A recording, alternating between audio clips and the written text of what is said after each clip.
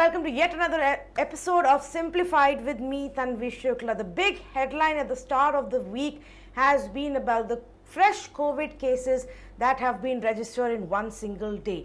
And while the headlines that you see all across will tell you that there has been a 90% jump in the daily cases that were registered just over a period of 24 hours, obviously that headline itself that we are seeing everywhere is a little bit concerning, is a little bit alarming as well, some might say. We decided to actually look into the data, try and understand what the data is telling us. Is there really a cause for concern? Should you be worried? Now, first up, let me pull up the data that we have for the last 1 week that gives us a sense of which way we have been moving, not just over the last 24 hours, but as a larger trend. And if you see for India, the daily cases that we have been seeing since April 11th, when we registered about 1,088 cases, then 1,007 cases on April 12th, it actually dropped for the next 2 days, then began to catch up some pace again, and on April 16th, it suddenly has shot up to 2,183 cases. This is what has got everybody's attention, and this is why we're seeing a lot of conversation this Monday on the specific number that has been reported. If I had to tell you where are these cases coming from, well, right on top of the list actually is Kerala. The breakup of this 2183 will tell you that Kerala is right on top of the list. Then comes the national capital, which actually has been under the scanner of experts now for the last 1 week, 10 days as well, because of the fresh cases that are being reported there. Around Delhi from Haryana, as well as Uttar Pradesh, we've seen some cases coming. So 940 cases from Kerala, 500 cases from Delhi, 131 from Haryana. Then there is Maharashtra and Uttar Pradesh. And so these are the states that will now begin to look at the numbers very closely to see if this is a concerning trend. But I must add here that when it comes to Kerala, our reporter who was digging out the information for us did notice that in Kerala, they did not submit the information, or at least in the government website, the daily numbers were not available for the last 4 days. So this number, the big number of 940 in one single day that we're looking at, could actually be a collection of data for the last 4 days. Similarly, even in deaths, the number of deaths, there is a backlog of numbers that has been added to the Kerala tally, which is why it looks bigger than normal and could raise concerns. But that's just a part of it. The other concerning city is Delhi. Delhi has actually been showing us quite a bit of rise when it comes to cases. In the last 1 week, we've even heard commentary coming in from the Delhi government about it. So let's pull up that information for you. And if you see, on April 11th, Delhi actually recorded about 137 cases. On April 12th, we didn't have really data being submitted for the national capital. Then it went to 299 cases on April 13th, and gradually it went up and up and up to the point that for April 17, we saw 517 cases being registered. The positivity rate that gives you a better sense of the infection amongst people in any city or town or region, that also has been gradually climbing up. It's not alarming in any sense, let me emphasize on that, but from 2.7% on April 11th, it went up to 5.3% on April 16th, and then dropped a little on April 17th to 4.21%. Some of these cases have actually also been recorded in the schools. And so in NCR region, there's also been a conversation about cases coming up in schools, students, staff members, and that has made some parents jittery. We're going to discuss this all. We've got two big experts who are joining us right now for this conversation, and the answers that I'm seeking to are really two very simple questions. First up, what does this recent rise in cases really signify? Like I said right in the beginning of this show, should you be worried? That's what we want to know essentially. Secondly, this rise, does it really matter? Should we wait? At what point should we get worried? Thirdly, we will ask this question about schools and what should be the strategy for schools. Should they shut down at all if there are some cases which are detected?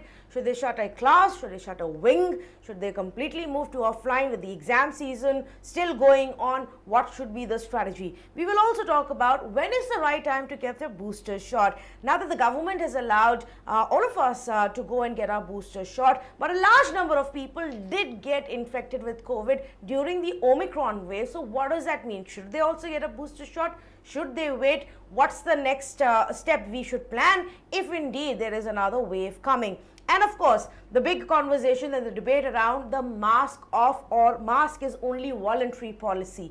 Should we re-look at that? And as we speak, by the way, there are a few districts in Uttar Pradesh who have decided to bring back mask is mandatory rule. So some districts in Uttar Pradesh that saw a rise in cases have already brought back that rule. That and more to be discussed here on Simplified with me, Tanvi Shukla. I say hello and welcome to Dr. Ishwar Gilada, consultant in HIV infectious diseases for Unison Medicare and Research Center. He's an expert when it comes to infectious diseases who's joining us right now. And of course, Dr. Chandrakant Leharia, public health and health systems expert, joining me right now on this conversation. Dr. Leharia, let me start off with you.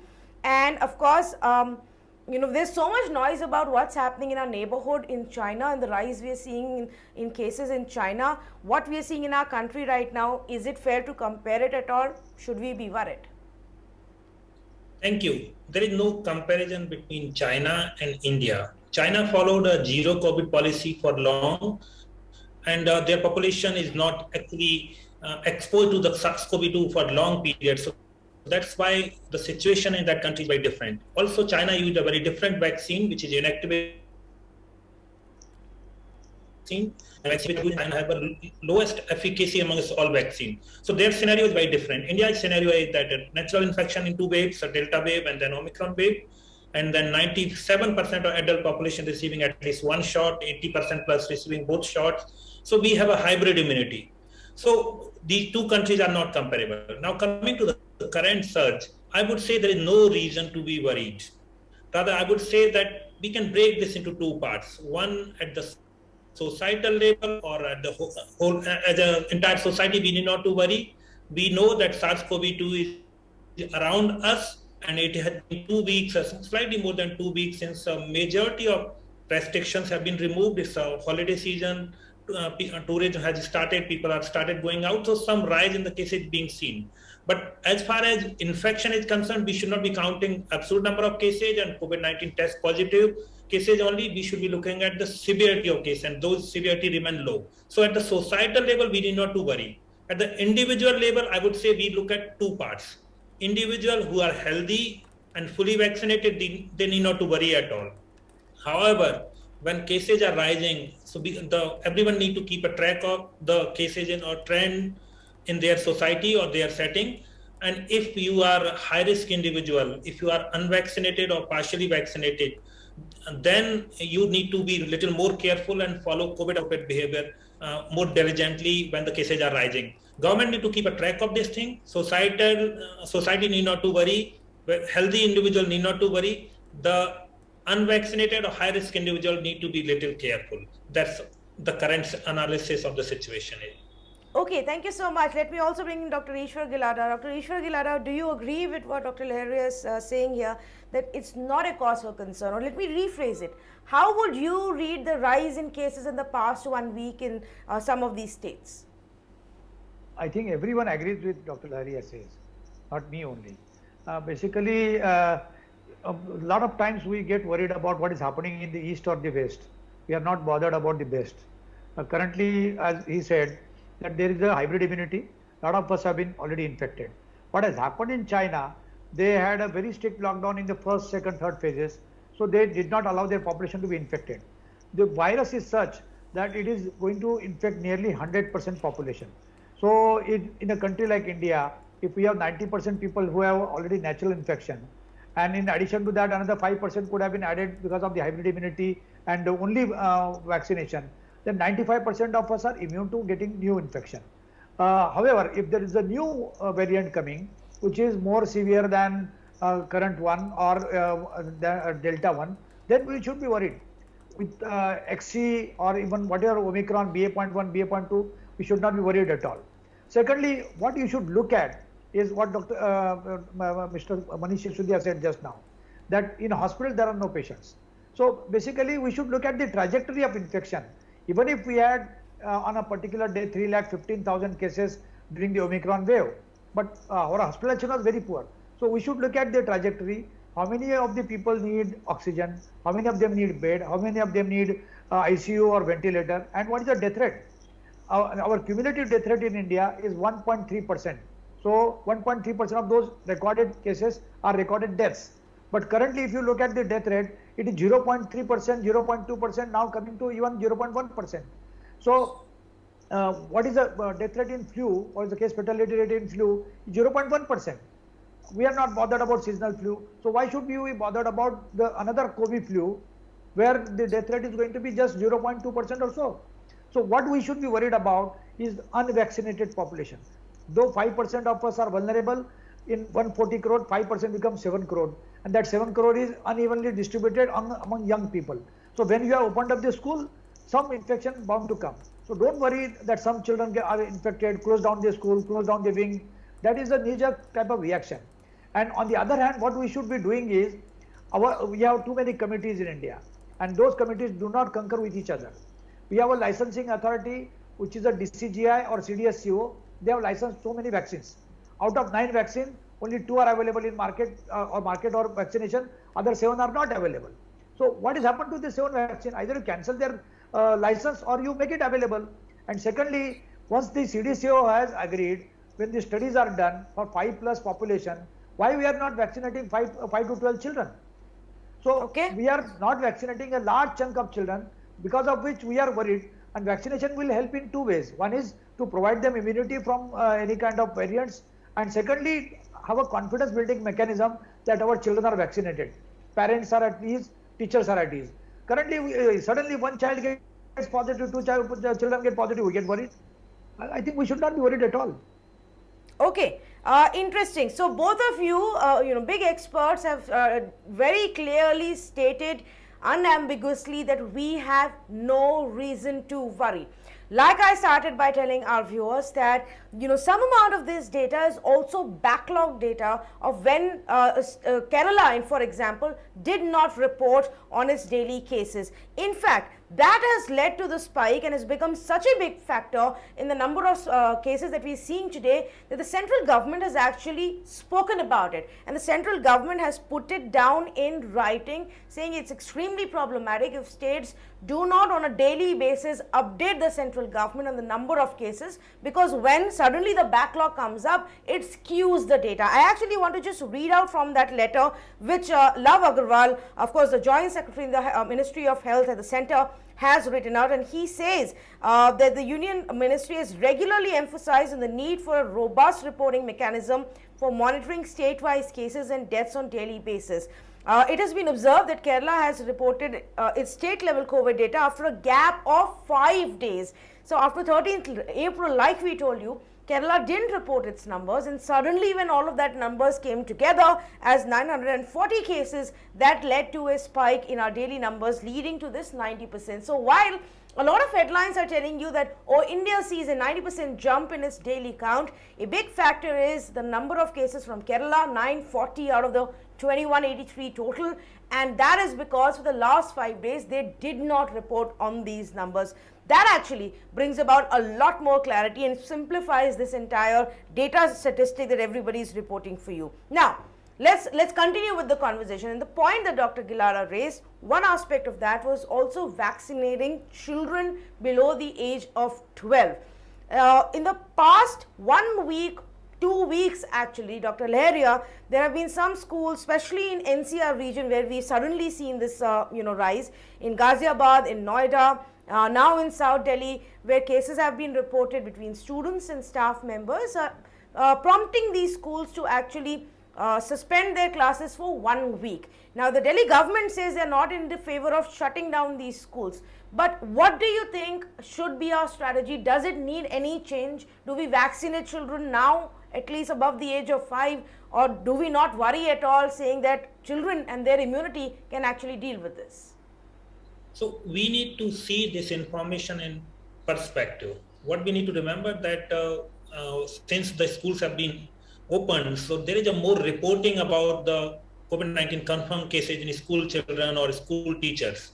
While what we forget that when schools were closed in India and then zero surveys were done, what was found that children got infection at the very similar rate as adults while the children were at home. So children were getting infection even when schools were closed.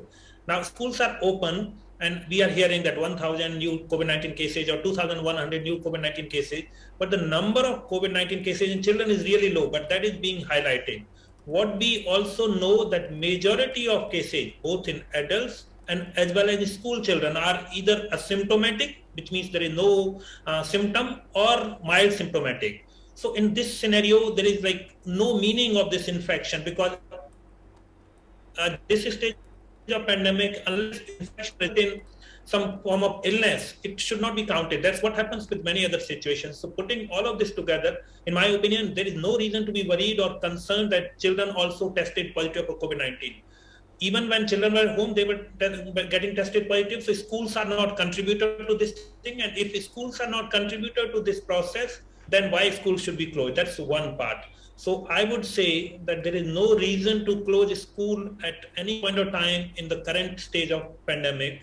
In fact, what we need to remember that COVID-19 cases might increase in the time ahead. Now it's just a virus is all around us, and there would be period when there will be rise and fall in the cases, and we cannot follow the approach of close and start the school. School should continue to remain open. The only scenario, only trigger factor which we should examine for closure of school is that if there is a more severe virus, or if children are developing severe disease, or if there is more increased hospitalization in general population. That is a different scenario.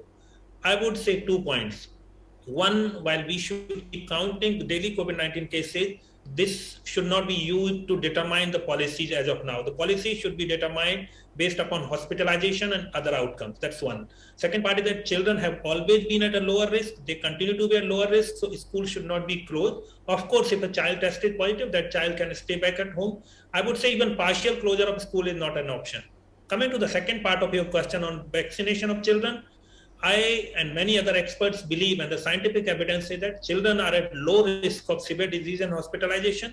And since children are at low risk of severe disease hospitalization, which is prevented by vaccine, so administering vaccine to all healthy children in 12 to 17 years have no benefit. However, the child who has pre-existing health condition or on the long-term treatment or respiratory illnesses, those children should be vaccinated on priority basis. Other healthy children, it's a parent's wish. If they want to get vaccinated, they can be vaccinated. None of the vaccine which is currently being administered in India reduce transmission. So just because children we should not argue that children should be vaccinated because it will help in reducing transmission. And final point, right now there is no vaccine which is licensed for vaccinating children younger than 12 years. There might be possible scenario when some vaccine might be licensed, and I think at that point of time, the children in 5 to 12 years who have a pre-existing health condition might be considered for vaccination. But as of now, children only those high-risk children in 12 to 17 years need to be vaccinated. And other thing is that we should not link the vaccination of children to the school opening. The schools, in my opinion, with the current scientific evidence, continue to remain open even if cases rise in the community or even if some cases are reported from the schools. Specifically on the aspect of school, Dr. Gilada, do you agree that the schools should just continue and not bother suspending classes even for a day or two? See, Tanvi, we should look at what has been damaged to the children in last 2 years. And that mental health damage, psychological damage is too much, too tremendous than what you can think of any kind of risk which is a minuscule from COVID-19. So I think schools should not be closed at all. Anyway, there will be vacation after a month or so. And playing with the children off and on, and every time getting worried is wrong. Secondly, so long as parents are vaccinated and school staff is vaccinated, there is nothing to worry about getting infection from children. And thirdly, what we have been doing, that vaccination uptake is poor when the COVID is lying low. Actually, vaccination is much better when COVID is lying low, or for any infection, vaccination is better. Otherwise, what will happen is when the COVID is at the peak, you are vaccinating, you do not know whether you are already vaccinating a person who is infected or incubating the virus. So under that scenario, you look at 12 to 15 only 1/3 of the children are vaccinated in last 1 month. 12 to 15, hardly 60% children are vaccinated with one dose. So that uptake is poor. And lastly, our gap between two doses of second and third dose, which is 9 months, which is not scientific. Scientifically, if you want to do scientifically, then only do 6 months. Because that there are studies to elaborate and say that after 6 months, the vaccine immunity goes down. So if we reduce that kind of gap, more and more people would take vaccine. And anytime we are worried, our worry should transgress into action. Just getting worried and not doing anything is also useless. Okay, so when because you mentioned booster dose, and you are of the thought that the gap needs to be reduced to about 6 months. Scientifically, we have more evidence in suggesting that, and we repeatedly said this. There are 20 crore vaccines lying at all Yes. vaccination centers. Yes. They will expire after some time. Oh yes, absolutely, and that has been a challenge for us now for several weeks. The vaccine stockpiler that we're looking at, with not enough takers out there in the market. That brings me to our next question, Dr. Laria. When should a person now look at getting a booster shot? Now that everybody is eligible to get a booster shot, 9 months is the time period, but a lot of people, even if we say we've reduced it, a lot of people recently got infected during the Omicron wave, but they are confused right now, and they keep asking us whether they should go and get their booster shot because their second vaccine shot was 9 months ago. So definitely there is some debate, and we don't have India-specific data for Covishield and Covaxin that at what interval a booster dose should be given. But there is a broader consensus that anytime after 6 months, possibly 9 months or a year longer. But we do not know about the vaccine union. We know that people older than 60 years definitely need booster, and then health worker and frontline workers also need to be boosted.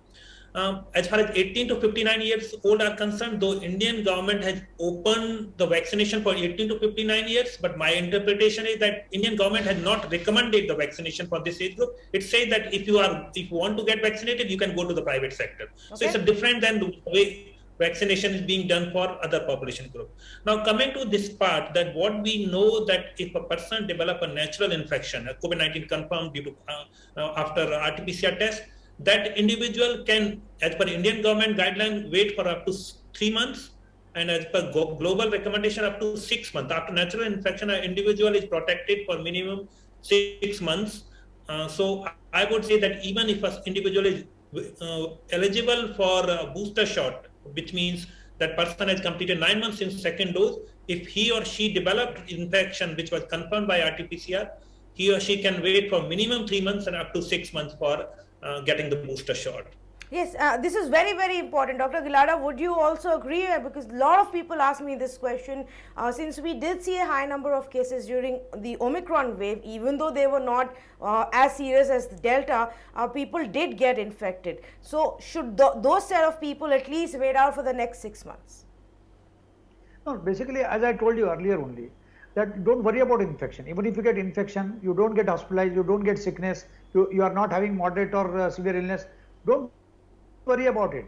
This kind of I remember my grandmother used to tell me, in those days when they used to, one child used to get measles, they used to have a measles chamber or a room, and community will bring other 8-10 children with that measles chamber and put the children there so that everybody gets measles and they get immunity. So I think Omicron has done the same thing to our country. Omicron has played as a variant of support other than variant of concern. Now secondly, as far as booster is concerned, there are two things which we are lacking in India, and it should have been done earlier, but it is not done earlier. You can do now. Number one, the dosage of the vaccine. If you look at what had happened in AstraZeneca, by mistake they had given a half dose in one trial, and in that half dose people, the immunity was better. So taking a cue from that mistake, we should have done trial with a half dose, at least for children, so that the children could have been vaccinated at half the dose. Now these are called bridge trial. You can do side by side, trials are going on, and you do half the dose and you see efficacy after 4 or 6 weeks. Similarly, booster, we have 9 vaccines which are licensed, and we have mix and match, we have heard from everywhere. But we have not done a single trial except that one trial which was done at CMC Vellore for the mix and match of Covishield and Covaxin. So we should have done this bridge trial at different places, which will not cost more. It will be 100 and 200 people to be seen, and within a month or two you will come to know. And thirdly, when you are opened up booster, you should have opened both the channels, government as well as private. If cost is so low, people who are daily wage earners, they will think that they will lose daily wage earning, they will go to private and take it. And here, private is not private. Private doctors, nursing home, vaccine is not available.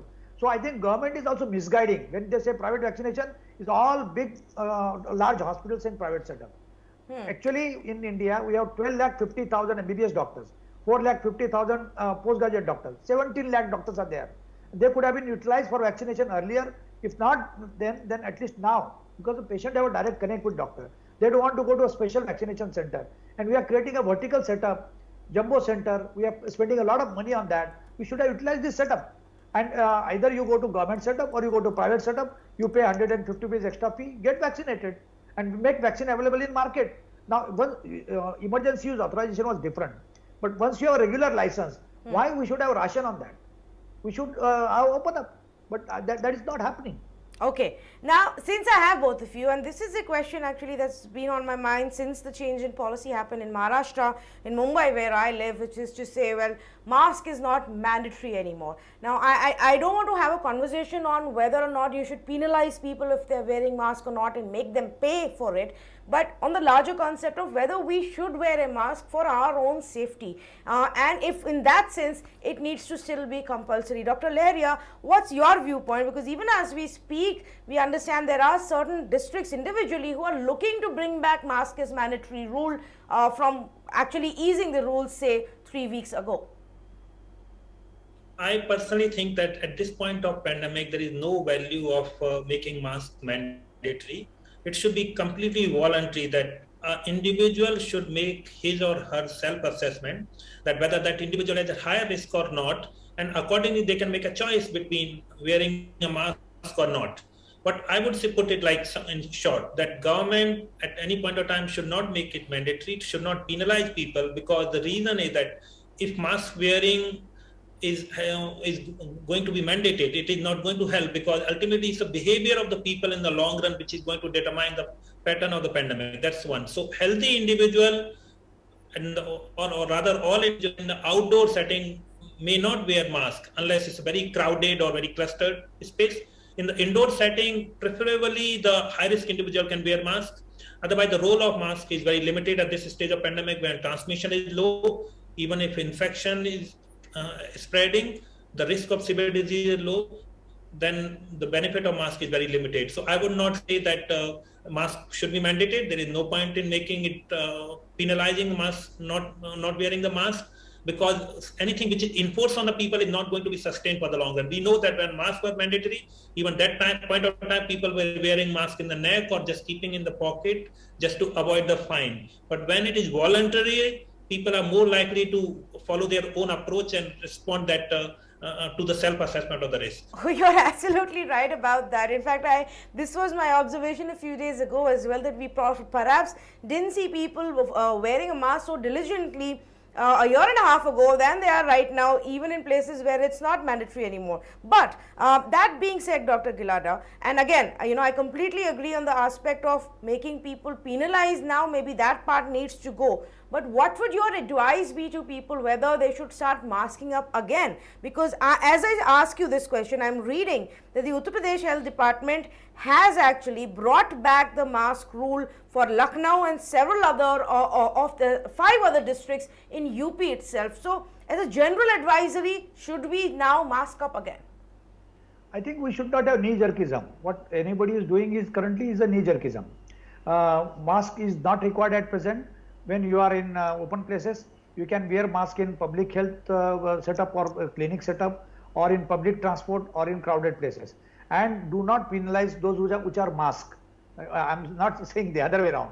Penalization, not monetarily but also socially, that why he is wearing mask because he is sick around.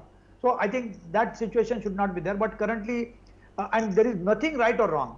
Whenever Maharashtra government or Delhi government had taken a decision of unmasking people or making it unmandatory, I think they took after long decision. So it was a long drawn decision. And every time there could be editorial in one or the other newspaper that why mask for 2 years, and suddenly there will be another editorial saying that it was done in hurry. I think there could be always two opinions, but currently there is no mandate. And secondly, you look at a real life situation. In last 2 months, we have opened up. We had elections in 5 states. We had Holi. We had socialization. You go to any public transport, airline, train, they're all full to capacity. You go to any holiday places, but there is not so much upsurge in the cases.